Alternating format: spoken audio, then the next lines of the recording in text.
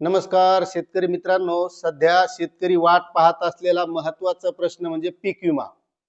कारण पैसेवारी बऱ्याचशा जिल्ह्यामधली आलेली आहे आणि जे काही पीक कापणीचे अहवाल आहेत ते सुद्धा केंद्र सरकारकडे गेलेले आहेत. आणि बऱ्याच तारखा आता शेतकऱ्यांनी ऐकलेले आहेत. कोणी म्हणलं 15 जानेवारीच्या नंतर, कोणी म्हणलं 20 जानेवारीच्या नंतर, आणि तसं अधिकृत 20 जानेवारीच्या नंतर शेतकऱ्यांना मिळू शकतो. पण त्यामध्येच आता आपल्या महाराष्ट्र राज्यामध्ये जिल्हा परिषदेच्या निवडणुका सुद्धा जाहीर झालेल्या आहेत.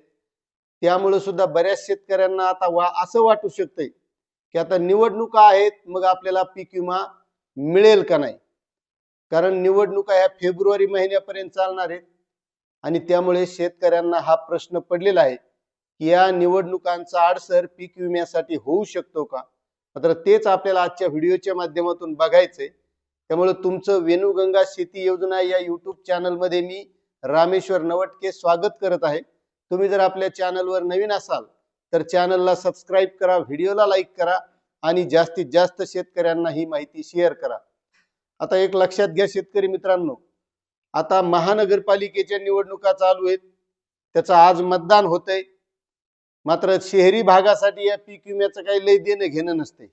खरा प्रश्न असतो पीक विम्याचा हे खेड्यापाड्यातील आपले शेतकरी आहेत त्याच्यासाठी. आणि आता त्याच्यात ह्या जिल्हा परिषदच्या निवडणुका म्हणजे ग्रामीण भागातल्याच. मग त्यामुळे आता या पीक विम्यामध्ये अडसर ठरणार का. कारण आता गेला 1 महिना हा सगळा सरकार त्या निवडणुका जिंकण्यासाठी, मुख्यमंत्री असतील, उपमुख्यमंत्री असेल, मंत्रिमंडळ असेल, हे सगळे त्याच्या निवडणुका जिंकून येण्यासाठी त्याच्यात मागच्या महिन्यात व्यस्त होते. मात्र जे काही शेतकऱ्याचे प्रश्न होते या गोष्टीचा सगळा यायला विसर पडलेला होता. कारण त्यांना महत्वाचं होतं की निवडणुका निवडून येणं, आपला पक्ष तिथं कसा महापौर आपला होईल, आपण कसे सत्तेत येऊ, याच्यासाठी ते सगळे झगडत होते. आणि आता लागायल्यात पुन्हा जिल्हा परिषदच्या निवडणुका. आणि जिल्हा परिषद म्हणजे मिनी मंत्रालय, त्याच्यामुळे सगळ्या ग्रामीण भागात या निवडणुका चालणार.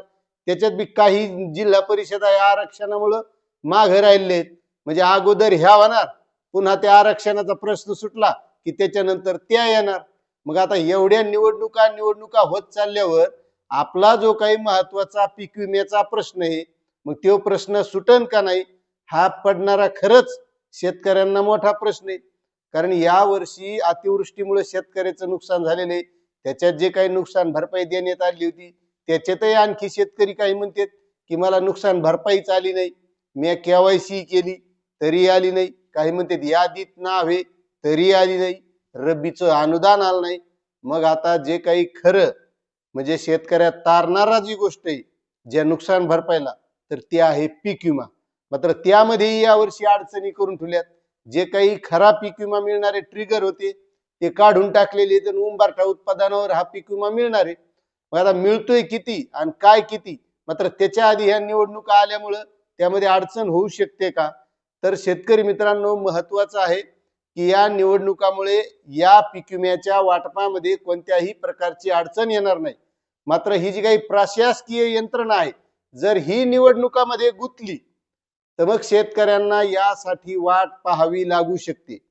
कारण ही प्रधानमंत्री फसल बीमा योजना आहे, ही केंद्र सरकारच्या माध्यमातून राबवली जाते. यासाठी केंद्र सरकार काही हप्ता भरतं, काही हप्ता राज्य सरकार भरतं आणि त्या माध्यमातून जर शेतकऱ्यांचं नुकसान झालं तर त्यावेळेस ती पीक विमा कंपनी शेतकऱ्यांना पीक विमा देत असते.